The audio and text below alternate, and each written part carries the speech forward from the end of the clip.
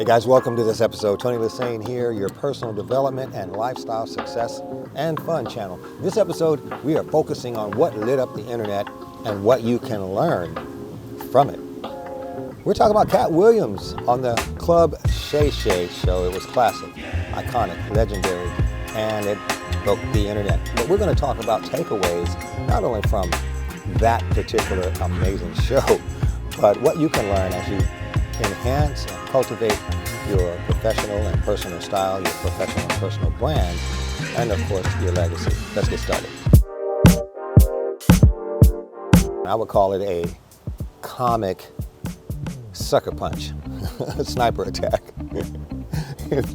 If you're the other guys that were on the receiving end of this comedy outburst, then you'll understand what I'm saying. But yeah, it was definitely something special. You need to go look at it online. Everybody's talking about it. It's, like I said, it broke the internet. It's going to be something we're going to be talking about for a long time.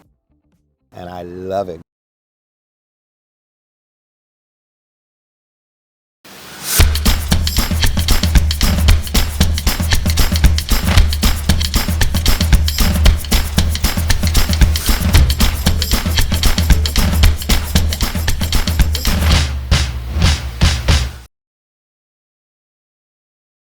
Guys, I've been a Katt Williams fan for a while.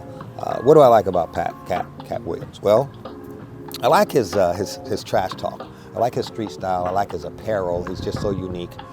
His pimpery style, and yet he's vulnerable, hilarious, extraordinarily intelligent. I heard that his IQ was somewhere around 160, and he just don't give a F, if you know what I'm saying. So I think that's something that all of us can learn from. You should give a F, but sometimes you just shouldn't at times. So here are the takeaways. The first thing that I want you guys to take away from the Katt Williams appearance on Shannon Sharpe's Shay Shay show. And for those of you who don't know, Shannon Sharpe is an NFL Hall of Fame wide receiver, won Super Bowls, and is now on ESPN. Now he has his own podcast that's just blowing up. In fact, this particular episode broke a record for his podcasts. But the first thing I want to tell you, number one, don't try this at home. Whatever you do, don't look at what Katt Williams did and try to duplicate. It doesn't usually end up well. You don't want to try to pick apart your compadres, your competitors, your colleagues, unless you really, really are convicted. And you really have to have a lot of other things in place, including decades and decades of experience and fortitude and facts to really do that. And even then, you're rolling the dice. It's a gamble. It's a gamble that Katt Williams took at the expense of others, and we all got to laugh. But it's also a gamble just the same, because there's always a clapback, retaliation, and all kinds of stuff, all right? Because some high-profile names went popping around. I mean, the biggest names in the industry was mentioned, and not always in the best light. So don't try this at home. Katt Williams is not you, and you are not Katt Williams. If you have the opportunity to have a public venue and you got a gripe with somebody, or you got a bone to pick, be sure to think through and consult with your high-level, highly intelligent advisors before you do it. I'm sure Katt Williams had all this planned. He may have even talked to the other comedians about doing it before he did it. Who knows? It's Hollywood, you know. We make things look like they aren't. I mean, I'm still wondering if the slap that he talked about, the infamous Will Smith smack of course, one well-to-do now, Chris Rock. His ticket prices went out of the roof after that happened. And again, he responded beautifully. Bam, took the hit.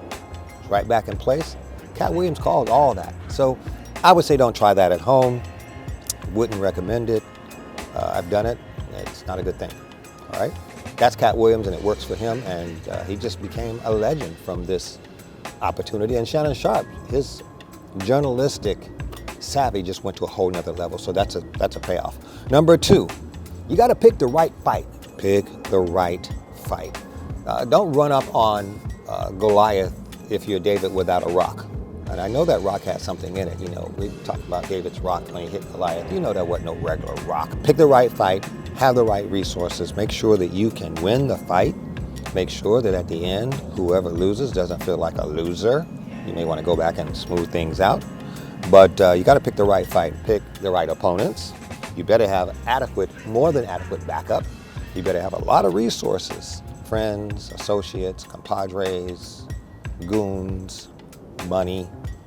Be ready for a clapback. Some are already happening. I saw Ludacris's clapback, which was beautiful. He did a rhyme. Kevin Hart did a clapback, just saying, hey, I got another movie coming out, bro. You just elevated that. Thanks, let's keep going.